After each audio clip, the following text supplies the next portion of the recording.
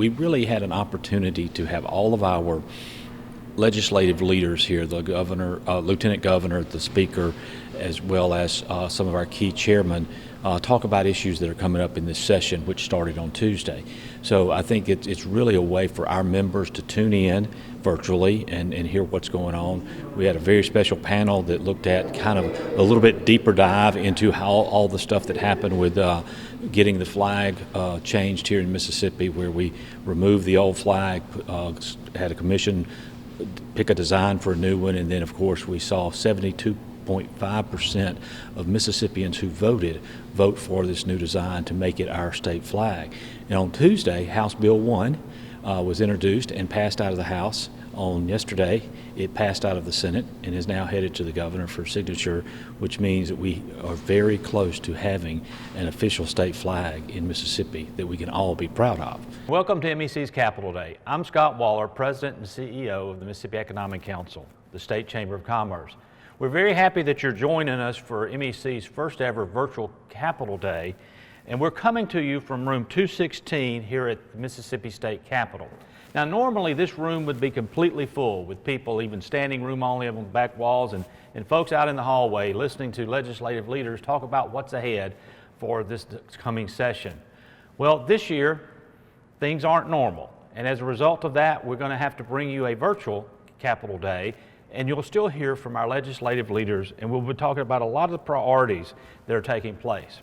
But one thing's for sure, COVID hasn't changed the way MEC focuses on making Mississippi more competitive. And that's one of the reasons that this is such an important event, because our state legislature plays such a major role in that. So today, as we hear from leaders, they'll talk about what their priorities are. We're going to talk about transportation, we're going to talk about education, we're going to talk about a variety of things, from economic development and on. But at the end of the day, where we will be is we will have a better understanding of what's ahead for us in this legislative session. Now, there's also a very special panel that's going to be part of today's Capitol Day, and it's going to look at the state flag and the process that it took to get it done. We've talked to several leaders that were involved deeply in that and kind of gotten their feedback and input on what's going to take place, what took place, and what's going to take place in the years to come. You know, changing the flag is going to make a major difference for us, and it's going to have such a positive impact on our state, not only from an image standpoint, but from an economic standpoint. And I'm happy to say that this was something the legislature didn't waste their time on making official. In fact, on Tuesday, they brought up House Bill 1, which was to officially put the new design into the statute, making it our new state flag. So again, we're really excited about the opportunities that this is going to give us. Now, MEC is really an organization that would not exist without the support of our members, the support of our sponsors for events like Capitol Day, and the support of our volunteer leadership from across the state. This year, our chairman is Anthony Wilson. Anthony is president and CEO of Mississippi Power. Anthony has worked very hard in his role since becoming chair of making sure that MEC is prepared and stable to be able to give our members the information necessary to help them not only get through the COVID-19 pandemic, but to continue to make sure that we're getting information to our members about priorities that are extremely important to us. Anthony, again, we appreciate all the work that you have done, and we think that this is something that is so important to have a chair that is so active in making sure that MEC is focused on the things that matter the most. Anthony has a short video welcome for you as well, and at this time, I would like to introduce Anthony Wilson. Good morning. I'm Anthony Wilson, President and CEO of Mississippi Power and Chair of Mississippi's Economic Council. And on behalf of our board, we appreciate you joining us today for MEC's virtual Capitol Day. This is our largest legislative event each year and one of the most meaningful events on our calendar. Although we can't be together in person this year in the interest of everyone's health and safety, I know today's program will provide important information concerning MEC's priority issues such as workforce development, business climate, education, and transportation. As our state's voice of business, MEC leads the private sector's essential role in the legislative process. Through our valued partnerships with state leaders, We advocate for issues that impact Mississippi's growing economic opportunities. Your voice was never more evident than during last year's legislative session when MEC's leaders played a vital role in addressing what I believe to be one of the most essential issues in our lifetime, changing our state flag. We championed the new In God We Trust design that was overwhelmingly supported by 72% of our Mississippi voters in the November 3rd general election. The legislature soon will take the final step, maybe even today, of officially adopting the design as Mississippi's state flag, one that will unite all of us and help us realize our full potential. We appreciate our legislative leadership for taking these bold and historic steps. And as we move into the new year, MEC will continue to focus on critical issues like developing a skilled workforce for today's economy, which remains our top priority.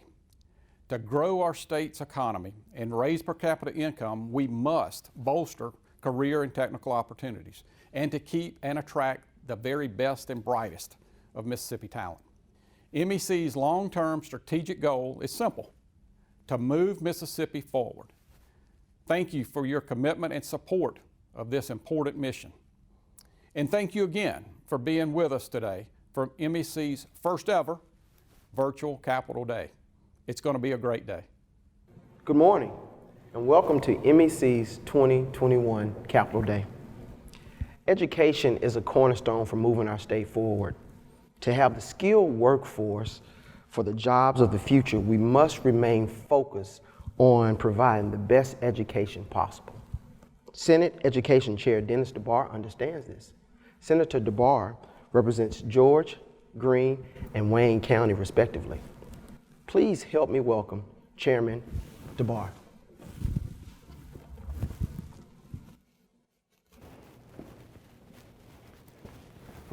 Thank you, Jason. Thank you for allowing me to be here. I appreciate the invitation and opportunity to speak to you today. Well, going into the 21 session, we're hoping that it'll be a shorter session. We did some great things in the 2020 session, and looking forward to doing some more in the 21 session. The first thing we're looking at doing, as always, is helping our teachers and teacher assistants. Last year, we passed unanimously in the Senate a teacher pay raise of $1,000, as well as helping our teacher assistants by raising their pay as well. This bill will allow for the starting pay for a teacher to be $37,000, so their raise will be just above $1,000, but every other teacher will receive a $1,000 pay raise. This will be the first of many pay raises that we can hopefully see in the next during this term. If we pass this one, then next year, and then the next year after that, we'll also look forward to a pay raise. The caveat to all of this is the revenue. As of right now, our revenue is up above projections. Going into January and February and March, we're hoping that will stay the same, but as anything, the teacher pay raise will be dependent upon the revenue, and hopefully we can make that happen this year. I know it's a big priority, not only for myself and the Senate, but Lieutenant Governor Hosemann as well. The other big topic facing our schools and our school districts across the state is the fact that our enrollment is down significantly. A recent report came out that says we have 23,000 children or students that are unaccounted for. That means they've not enrolled, or they're being homeschooled, or basically we're not sure where they're at this point. This will dramatically affect the funding for our school districts. MEP is based upon, in part, by our average daily attendance, and so we are looking at passing legislation to allow districts to be held harmless for the ADA, or average daily attendance. This will allow them to be funded at their 2019 and 2020 levels versus facing a reduction in their MEP funding. These two bills, the pay raise and the ADA hold harmless, are two of the top main priorities in our education committee in the Senate this year. If we can get those two done, that would be a significant factor in maintaining or improving our educational system. We need the pay raise for our teachers, not only to raise the pay, but to help bring more teachers into our educational system. We have a critical teacher shortage throughout our state. And one of the ways we can improve that is by helping revise and reform our loan programs and repayment programs. My Vice Chairman, Senator David Blunt, has been working diligently since our session ended in October to revise that. I believe the Office of State Financial Aid has bought off on a plan to consolidate many of the financial aid loan programs for our teachers, and that will significantly increase the opportunity for teachers to obtain loan repayments and grants and bonuses that they will critically need. Another main issue that will be coming up is dual enrollment. Senator Rita Parks and the Universities and Colleges Committee has been working with the Education Committee to bring about dual enrollment for 11th and 12th graders so they can achieve a diploma or some college credits or even a certificate such as in welding upon graduation. The process now is convoluted of sorts, and so hopefully we can kind of revise that system and make it a smoother opportunity, an easier opportunity for our students to obtain college credits or a certificate while in school. During the all session in November, the Education Committee had a hearing on year-round schools.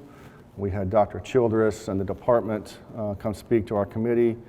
We are looking at opportunities to remove barriers for this year-round or modified calendar coming up this next session. The year-round or modified calendar system allows for prevention of the, excuse me, it helps at-risk students maintain or become more proficient in their educational studies, as well as reduces the summer slide that happens over the 3 months of summer. So we want to help encourage districts to remove barriers the districts may have in changing to this modified calendar. The other issue that could be addressed this session is computer science. I was at a meeting at Mississippi State visiting with a research and curriculum unit a few months ago, and they'd said that there are about 40,000 computer science jobs available in our state, and that number is only growing. And so we want to help increase the awareness for students to enter into this career field, coding, other programming, things of that nature, to allow for students to become job ready as they leave high school. So those are some of the keys and points of emphasis we will be looking at during the 21 session. Of course, many issues may come up that we're not aware of at this point, but this is what we're focused on now, and hopefully we'll have a smooth session and everybody will be safe and healthy. Thank you. A strong workforce is vital for Mississippi's economy and must be built with a strong educational foundation. Our next speaker, Representative Richard Bennett, consistently focuses on ways to improve our state's educational system. He continues to work with MEC on funding to assess our high school students' work readiness. We appreciate his dedication and know he is working to provide opportunities for success in the classroom. He represents Harrison County. Please welcome Chairman Bennett. It's that time of the year again. The legislative session has begun. Welcome to your capital virtually. I'm Richard Bennett, Chairman of Education and an advocate for public education. The legislature appreciates the impressive efforts of the Mississippi Economic Council in its pursuits to stimulate and create economic growth during this pandemic. The legislature and the MEC understand that our economic strength lies in supporting and strengthening our education system. Since being elected to the House, I've worked to create policy that improves our students' graduation rates, aptitude for language arts and math. The importance of preparing Mississippi students to compete on a local and regional and national level is paramount for our economic growth. The legislature has made great strides over the past few years to ensure our children's success academic futures locally, regional, and nationally. My passion for public education existed long before I was appointed chairman of the House of Education Committee. I was born and raised in a family of educators. I was on the local school board for many years. My mother was a teacher. My father was superintendent of education. My sister has taught for over 45 years. I have another sister who sits on a local school board. And my son is a principal at the local high school. As evidence of the legislature's commitment, let me give you some facts. Our education budget accounts for about a third of the entire budget. We allocated $2.5 billion during the year of 2020. This number excludes spending for our junior colleges and our IHL. Each year that number has grown and will continue to grow. Due to this support, our schools are now receiving national recognition. Quality Counts named Mississippi one of top 5 most improved states. The National Institute of Early Education Research named Mississippi only one of 4 states meeting all 10 quality standards for pre-K. 4 more Mississippi schools received National Blue Ribbon honors this year from the United States Department of Education. Also, now we understand that early learning collaboratives work for our students. We will continue to increase funding. Our 3rd grade students continue to maintain 85.6% passage on their first attempts of reading assessments. To elaborate a little bit on that, when we passed that, it was controversial because a lot of people thought that our 3rd grade students would be held back from advancing to the 4th grade. And we had principals, teachers, educators that questioned this. We had a lot of legislators that questioned it. But we went ahead and implemented it. We took bold steps. And now I think that this has been a game changer for Mississippi. All of our kids are able to read before they move on to the 4th grade. The National Assessment of Educational Progress, that's the nation's report card, continues to highly rank our state's improvement in reading and math scores. Mississippi ranks #1 in the nation for 4th grade score gains in reading and mathematics. For the first time, Mississippi 4th graders scored higher than the nation's public school average in mathematics and tied the nation in reading. Mississippi is the only state in the nation to show significant increases in 3 of the 4 core NAEP subjects.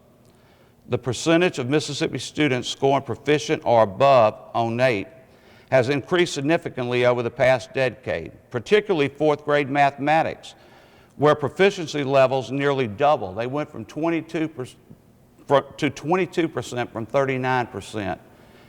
These sound like just statistics, but let me tell you, this is great news for the state of Mississippi.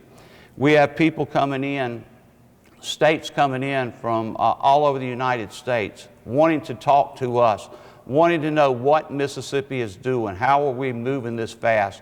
Whoever would have dreamed that 5 years ago, 10 years ago, that people would have been looking for Mississippi and how to better their education department and their programs in their states. It just shows how far we have come in the state of Mississippi. And it's so important for our economic growth and for the quality of life for our residents and our students. Graduation rates remain at an all-time high of 85%, exceeding the 2019 national average of 84.6. At the same time, the state's dropout rate fell to a historic low of 9.7%, a decrease from 13.9% in 2014. This is huge. This is transformational for these students and these people in their lives for a better life. The improvement in these two categories are extremely important and is making a difference in Mississippi. I was excited to see that the Mississippi Board of Education began looking at putting the ACT work keys into the state's accountability standards. These assessments is extremely important to help determine students' work readiness. I think, again, this will move the state forward. I'd like to thank Speaker Philip Gunn, Lieutenant Governor Delbert Hosemann for their dedication to the students and educators in our state. They have consistently supported the state policies that support and strengthen and promote public education. Last but not least, many thanks to the MEC and Scott Waller for working to boost our economy during this pandemic. Your work helps the legislature provide the needed funding and support to the students and teachers of our state. The legislature appreciates your commitment to better our future. Again, I appreciate and thank MEC for allowing me to speak with you today. Thank you. Well, the first thing on the agenda is a teacher pay raise bill. I intend on bringing that up in committee next week. It will be the same bill as last year that we passed. It'll be a $1,000 pay raise for every teacher, including raising the starting teacher pay to $37,000, which would be a little bit more than $1,000. Also increasing teacher assistant pay to $15,000. It's the same bill as last year. We had 52 senators vote and pass that. It's a unanimous vote. All 52 senators signed on the bill. We're hoping that this year, with the revenue being as it is, as well as it is, right now we're about $300 million above revenue estimate. So we have the money for the pay raise, and we're hoping to get it passed early out of the blocks next week. Tell us, how does that make Mississippi competitive with other states when it comes to teacher pay? The better pay, the better chances we have for recruitment. We have a teacher shortage, and anything we can do to raise pay is good. Still puts us a little bit below the southeastern regional average. However, we feel $1,000, if we can work on this every year for the next couple of years, will get us close and make us even more competitive with other states. What other issues are there, particularly with students going to school virtually because of the pandemic? What do you see in this area? Well, because of the pandemic, it's been a rough year for our teachers, educators, administrators, and parents. And so we're concerned that they could be losing a year of education, and so we're looking at remediation programs such as after-school programs and summer programs for students who are lagging behind. And we know that students that are lagging behind, because we're going to make them still take the accountability test this year.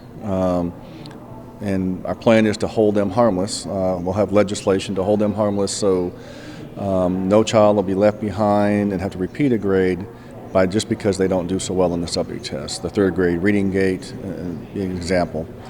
School districts, our plan is now have legislation introduced to hold them harmless, and so they will not be receiving a lower letter grade because of this. The main thing is to ensure that as students start in the fall of this year, that they're on the grade level they need to be, and so they are not losing a year education. Tell us a little bit about the link between education and workforce development and what we may see in this session. Education is imperative. If you don't have an education, it's going to be very difficult to get a job. And that's going to be shown by, I think we have some dual enrollment legislation coming out of universities and colleges with Senator Parks that will help students that graduate. They'll either have a certificate, are able to have a certificate and go right straight into the workforce, or be college ready and have college ready classes taken while they're in high school. So we want to make sure when a student graduates high school, they are ready to go into the workforce and become tax-paying citizens, or they're going to go off to college and do more studies. And so that's the priority of K through 12, is to make them employable once they graduate, or whether it be high school or college. What role does MEC play in enhancing the educational opportunities in the state? MEC is great. They go around the state talking about what needs to be done. They help us with legislation. They help us with recruiting jobs and employers, putting employees with employers. It's vital to the state of Mississippi, and they do a great job in helping us recruit business and maintain business and keep them here. MEC is a private, not-for-profit organization. We are the State Chamber of Commerce. We're supported fully by our business members from across the state. We do not take any government dollars. We really do focus on using the dollars that are given to us through our membership to focus on key issues that really move the economy forward. Some quick examples, we've talked about workforce. Transportation issues are very important. We've heard from both of our transportation chairs today. So all of those things are what build on creating the type of economy. It's all business sectors, from small businesses to large businesses, from manufacturing to financial services. We have a broad base of members, therefore we look at broad base issues. And really the advantage is that connection with all of the businesses across the state is a chance to be involved, is a chance to have a voice at the Capitol through MEC. And I encourage anyone who may not be a member to take a look at us, and I think you'll see there's a lot of value in what we do as an organization. How can people get more information? It's real simple. Our website is mec.ms, and there's a good bit of information there, as well as a button at the top that says click here to join.